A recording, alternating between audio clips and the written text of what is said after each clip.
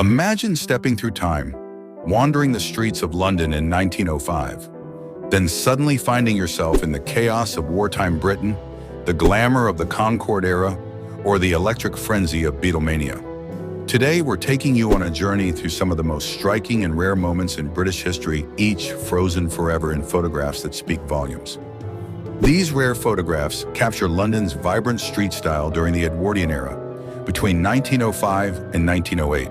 Men in tailored suits, women in elaborate hats and flowing dresses, and bustling cobblestone streets reflect a time of elegance, social change, and the city's unique charm at the dawn of the 20th century. This rare 1964 photograph documents the height of Beatlemania, capturing the frenzy, excitement, and cultural shifts sparked by the Beatles.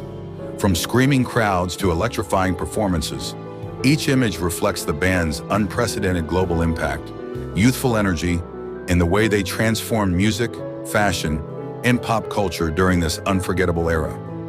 Between 1900 and 1941, in industrial Britain, knockers up were human alarm clocks who woke workers by tapping on windows with sticks or pea shooters. This rare image shows a vanished profession from an era before affordable alarm clocks, reflecting working-class life, early shifts in the rhythms of Britain's industrial heartlands. This image chronicled the creation of Concorde, the world's first supersonic passenger jet, from the 1960s to the 1990s.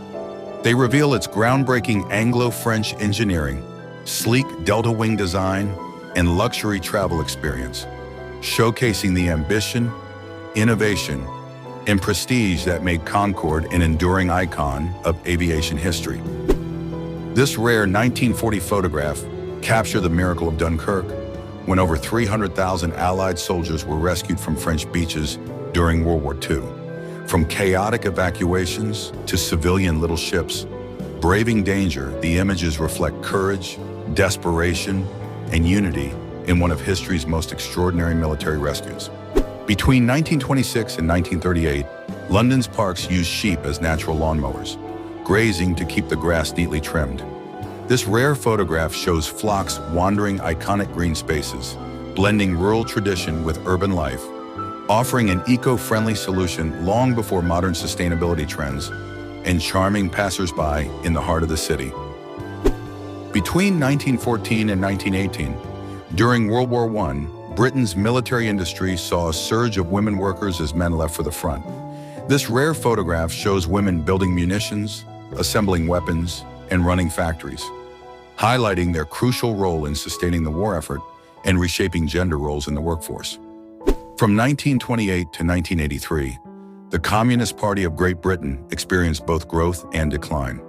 This image traces its journey through political rallies, labor strikes, and Cold War tensions, capturing moments of influence, internal struggles, and eventual marginalization, reflecting the shifting political climate and leftist movements in 20th century Britain. This rare 1943 to 1945 photograph showcased London in vivid Dufay color, a pioneering color film process. Captured during World War II, they reveal wartime life in striking detail, from bomb-damaged streets to everyday scenes, offering a rare glimpse of the city's resilience, beauty, and spirit in true color during its darkest years. This 1943 photograph shows the typical weekly food ration for two people in wartime Britain. With limited meat, dairy, sugar, and fats, the images highlight the strict rationing system, resourcefulness in cooking, and the government's push for fairness in nutrition during World War II's shortages and supply challenges. In 1868, the HMS Daphne rescued enslaved Africans from illegal slave ships off the East African coast. This photograph shows the freed men, women, and children crowded on deck, capturing both their relief and exhaustion, and offering a powerful glimpse into Britain's anti-slavery patrol efforts during the 19th century. This rare 1940 photograph documents the Battle of Britain, the pivotal air campaign where the Royal Air Force defended the UK against relentless German Luftwaffe attacks. From dogfights in the skies to bombed cities below, the images capture courage, destruction, and resilience during one of World War II's defining moments. This 1989 photograph captures the tragic Hillsborough disaster, when overcrowding during an FA Cup semi-final led to a fatal human crush. Fans were pinned against perimeter fences, resulting in 97 deaths and hundreds injured, prompting lasting changes in stadium safety, policing, and crowd control in British football history. This 1940 photograph shows the aftermath of a German air raid on Balaam Tube Station during the Blitz. The image reveals a collapsed road, wrecked buses, and flooding from burst water mains, capturing the devastation, chaos, and resilience of Londoners sheltering underground during World War II's relentless bombing campaign. In 1961, Queen Elizabeth II addressed a crowd of over 250,000 during her royal visit to India. This photograph captures the historic moment, showing the Queen engaging with the massive audience, symbolizing post-independence diplomatic ties, pageantry, and the enduring connection between Britain and India in a rapidly changing world. In 1981, 17-year-old Marcus Sargent fired 6 blank shots at Queen Elizabeth II during the Trooping the Colour parade. This photograph captures the shocking moment, the Queen's remarkable composure on horseback, and the swift intervention of security, highlighting a rare breach in royal safety during a high-profile public event. This 1993 photograph shows the aftermath of an IRA truck bomb on Wormwood Street in London. The powerful explosion killed 1 person, injured dozens, and caused massive damage to surrounding buildings, capturing the chaos, destruction, and tense atmosphere during a turbulent period of the Troubles spilling into mainland Britain. This 1920 photograph captures a beggar running beside King George V's royal coach, pleading for help. The striking scene contrasts royal opulence with public hardship, reflecting the deep social inequalities of post-World War I. Britain and offering a rare, candid glimpse of desperation against a backdrop of ceremonial grandeur. This 1986 photograph captures the entire British Airways Concorde fleet together in one frame, showcasing the sleek, delta-wing, supersonic jets that symbolize speed and luxury.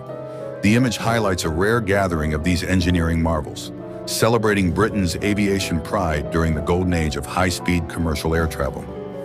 This 1942 photograph shows an RAF pilot receiving a quick haircut between missions during World War II. The candid moment captures the blend of routine and tension on airfields, where brief pauses in combat were filled with simple acts, offering a glimpse of humanity amid the pressures of wartime service. The summer of 1982, the aircraft carrier HMS Invincible sailed into Portsmouth Harbour to a hero's welcome. The ship had just returned from the South Atlantic after playing a vital role in Britain's hard-fought victory in the Falklands War.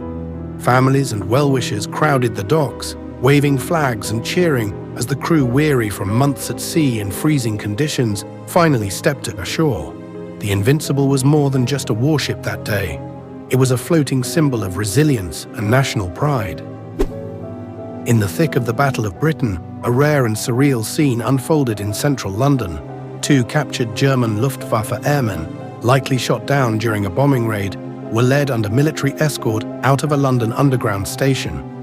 Civilians, unaccustomed to seeing the enemy up close, stared as the prisoners walked past in their flight uniforms. It was a small but striking moment, proof that the battle was being fought not just in the skies, but on the streets of Britain's capital. Long before the era of billionaire owners and all-seater arenas, Highbury Stadium stood as one of English football's most distinctive grounds. In 1951, home fans packed the terraces to watch Arsenal play, surrounded by the Art Deco East and West stands that gave the stadium its unique charm.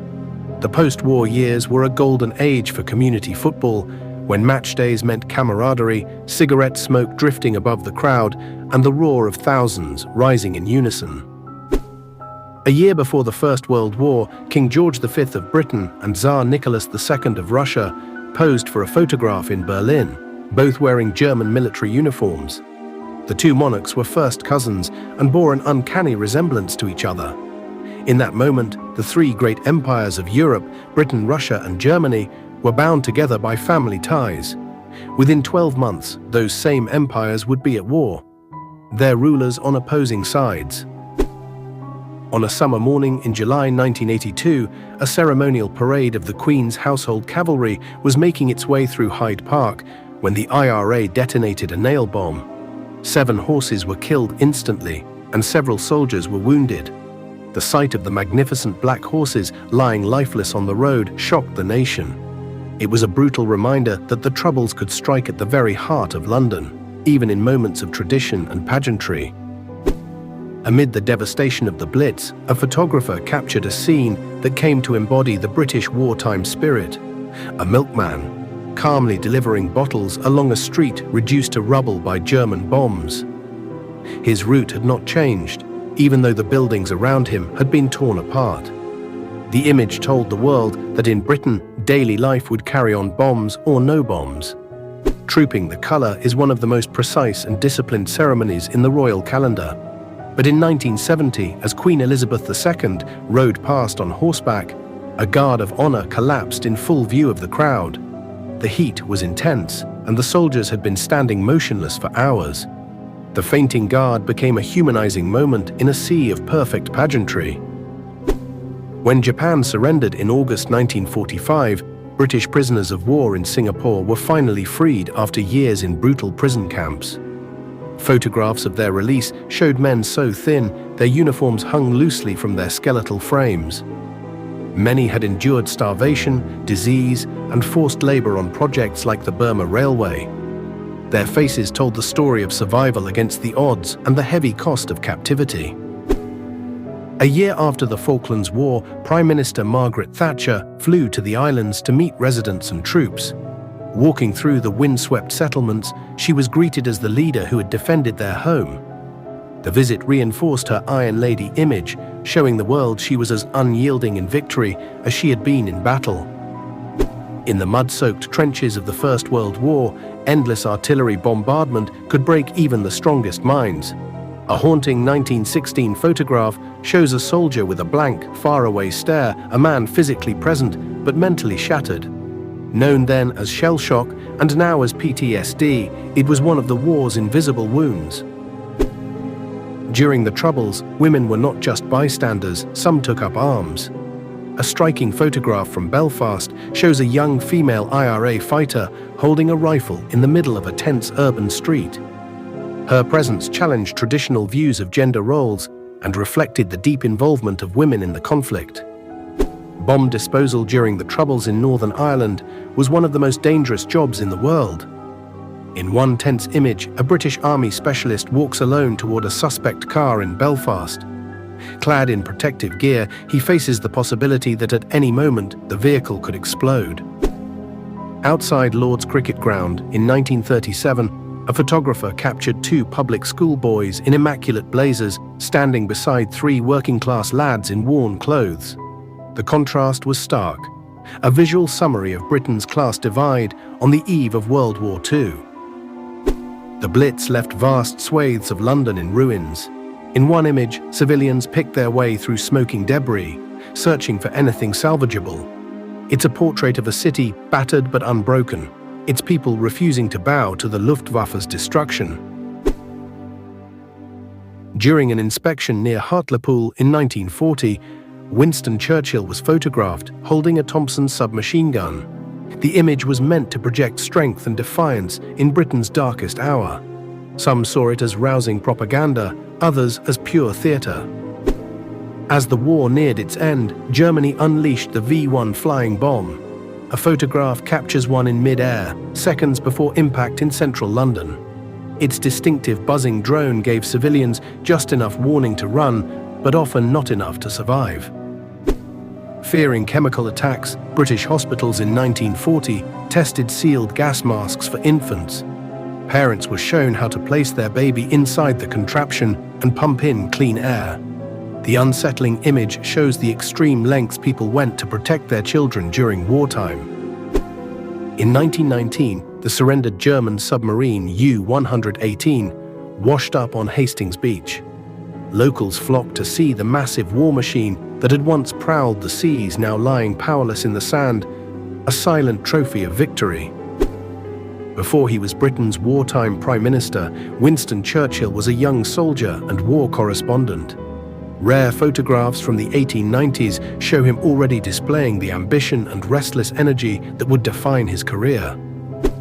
In one of the most heartbreaking images of the war, a small boy stands clutching a stuffed animal amid the ruins of a bombing in London. His home is gone, his family perhaps missing, yet he holds on to the one piece of comfort left to him. In the 1960s, Toronto was alive with change. Photos from this era show ordinary people on busy streets, shifting fashions, in a city embracing modern culture. It was a time of transformation, captured forever in black and white. Go back another decade, and Montreal in the 1950s comes to life. Bustling markets, vintage cars, and the unmistakable energy of a city finding its identity after the war. The photo almost feels like you can hear the noise of the streets. Further west, vintage photo of Vancouver's Stanley Park between 1900 and 1930 reveal a natural paradise. Early visitors wandering trails, quiet lakes, and the wild beauty that made it one of Canada's most iconic landmarks. Toronto in the early 1900s looks almost unrecognizable today. Horse-drawn carriages on dirt roads, brick buildings rising, people wrapped in heavy coats.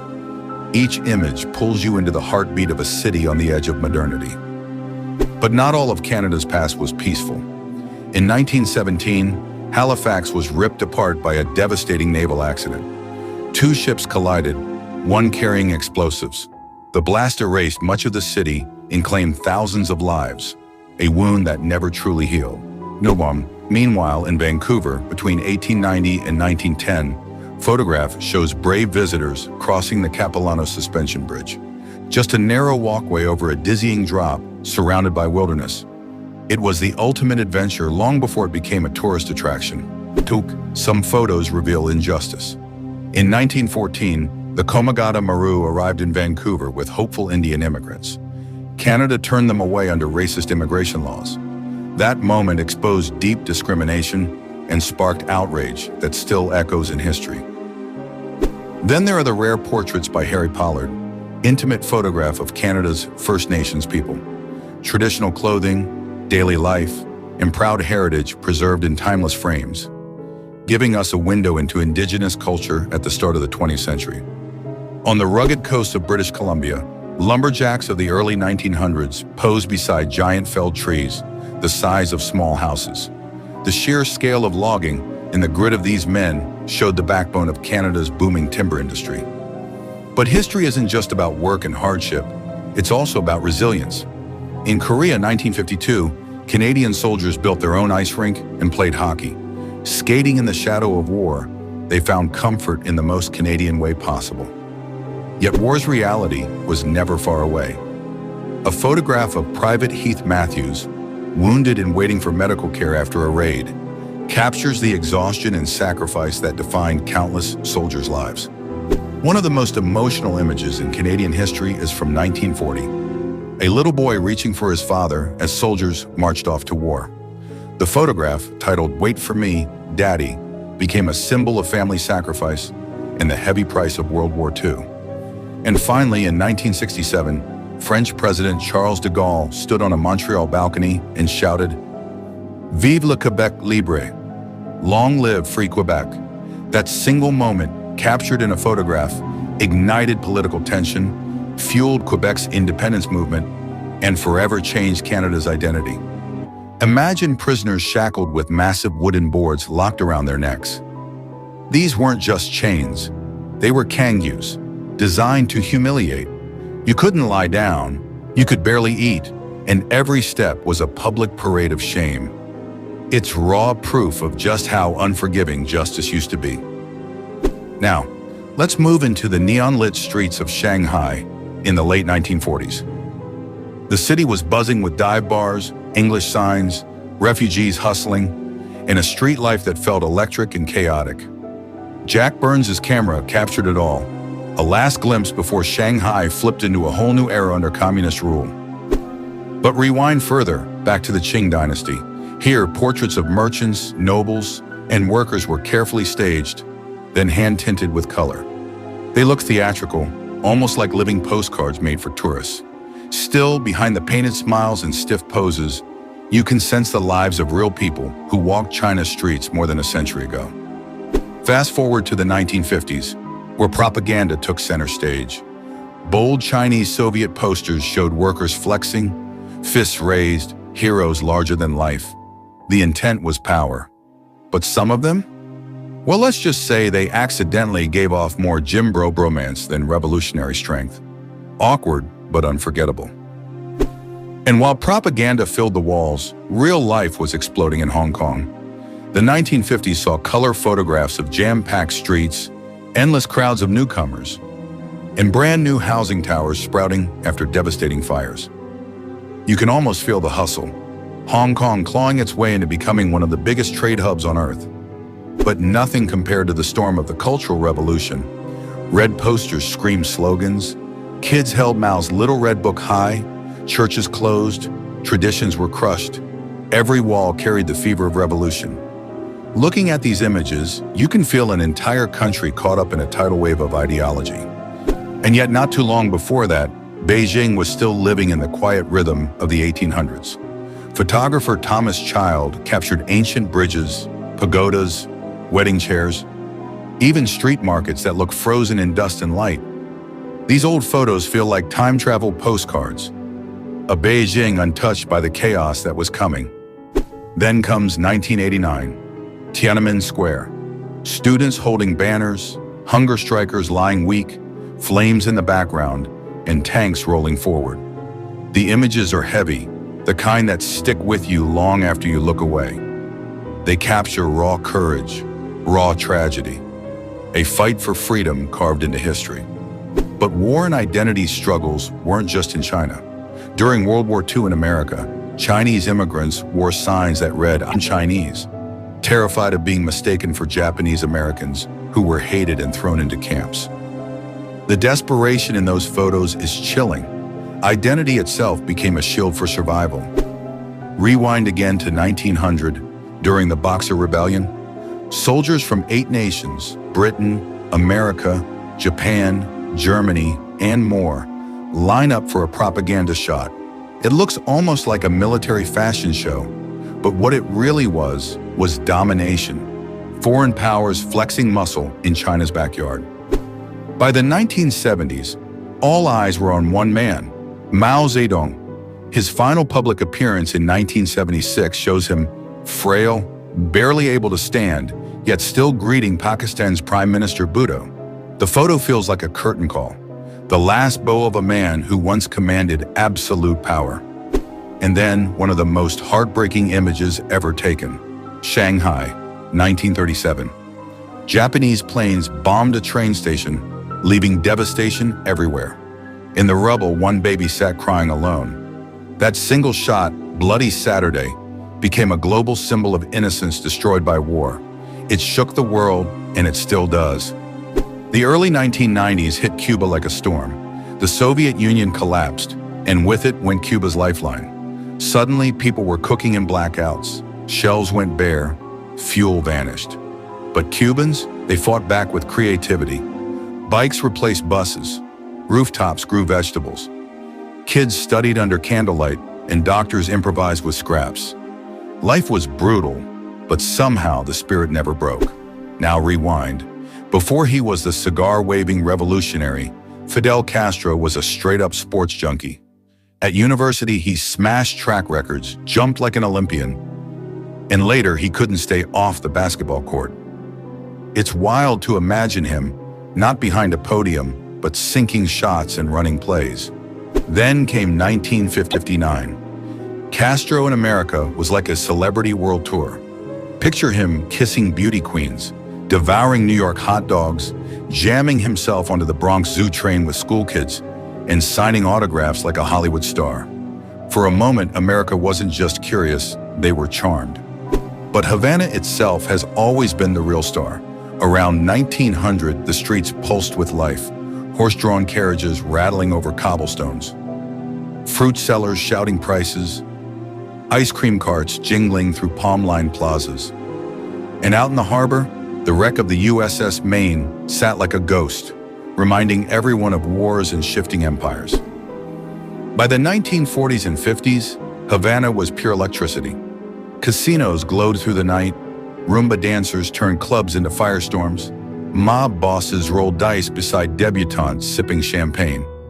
It was Vegas with palm trees and salsa beats, where the rich lived big while cane cutters outside the city lived hard. And then the world held its breath. The Cuban Missile Crisis in 1962 put the entire planet on edge. Spy planes caught Soviet nukes on Cuban soil. Kennedy went on TV calling their bluff. Ships steamed toward blockades, and Florida soldiers loaded rifles, waiting for the unthinkable. For 13 days, nuclear war sat on the table, and Cuba was dead center. So here's the scene. 1959, fresh-faced Fidel Castro rolls up to Washington, D.C., rocking his green fatigues like he owns the place. Dude strolls the Lincoln Memorial steps, looking half tourist, half revolutionary boss. Kinda wild seeing him vibe with Honest Abe before the Cold War heat turned up. Castro's out here in '63, flexing hard, cigar puffing, rocking 2 Rolexes like he's got time zones to burn, chilling next to Soviet boss Khrushchev. The vibe screams power move. I'm the man, I run on my own clock. Straight up Cold War drip mixed with tropical swagger. Castro and Khrushchev in '63, looking like bros on a wild college trip, clinking a giant drinking horn full of wine in Georgia. No suits, no stiff politics, just big laughs and heavy pours. 2 Cold War bosses bonding over booze, flexing friendship like it's the ultimate power toast. So when you look at these images, chains, protests, propaganda, survival signs, and shattered cities, you're not just seeing history. You're seeing humanity at its rawest. Pride, pain, hope, fear, in the fight to keep going. If you enjoyed, please like, share, and subscribe this channel.